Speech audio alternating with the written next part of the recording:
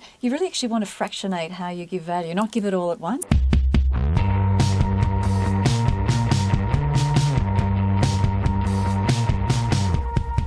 Hello, welcome back.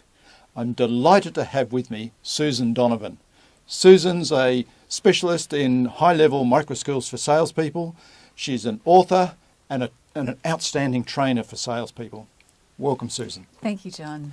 You know, you're also the lady of paradox, and I've been reading some of your paradoxes, and there's one in particular I'd like to talk about today, and that is that you're saying sometimes creating value can devalue. Yes. And that is a paradox for me because, you know, we teach salespeople that you must create value for your customer. You must be focused on your customer and look for the ways you create value for them and not be focused on self or product or whatever. Yes. Why do you say it could devalue? Well, you absolutely do need to be very focused on how you can create value for the client, no doubt about that. It's all around how you deliver it that is really the issue here, because especially for some salespeople that are really high empathy, they can find themselves just wanting to give and give and give to their customers. And if they've got a customer who's a taker who may not have a high intent to buy from them, they can end up just giving way, way too much away and finding themselves running around in circles for a client that really doesn't intend to buy from them. I can sympathise with that. I've seen other people do it and I've done it myself. Where Yes, I me thought too. I was doing some wonderful work to help create value for a customer and build trust, become the trusted advisor. Yes. And they say, thank you very much, Yes. bye, and they take everything I've done. Exactly. And I get no value for it. Exactly.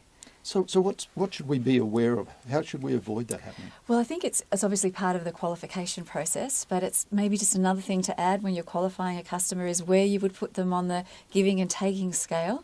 And if they're high up the taking end and you know you're a high giver, then it's just something you really need to factor in. It's a very dangerous situation, isn't it? It really can be, I want to give, they want to take. Yep, that's right.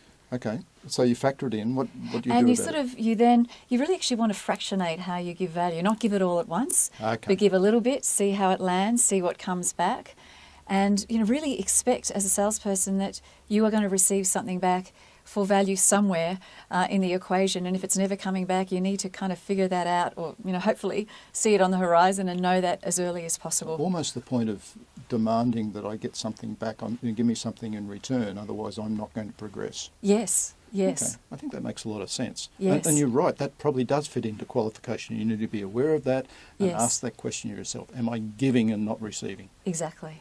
Exactly. Great advice, Susan. I look forward to the next time we talk. Thank you, John. Thanks, Susan.